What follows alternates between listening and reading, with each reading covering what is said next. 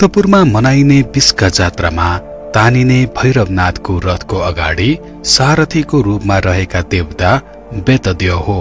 बेतद्य भैरवनाथको आसन हुन् जो रगत र हिंसामा शौखिन छन्।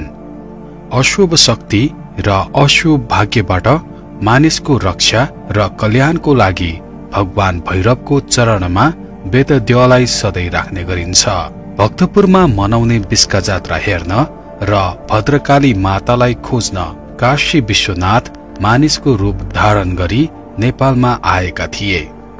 जात्रा हेर्ने क्रममा नेपालका तान्त्रिकहरूले चिनेर नेपालमै रोक्न खोज्दा काशी विश्वनाथको शिर छेदन भयो।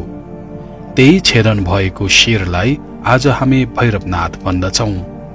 भैरवनाथ नफर्किएको कारण बेतद्य एक सानो 7 वर्षको बालक भई तेल बेच्दै नेपाल आइपुगे।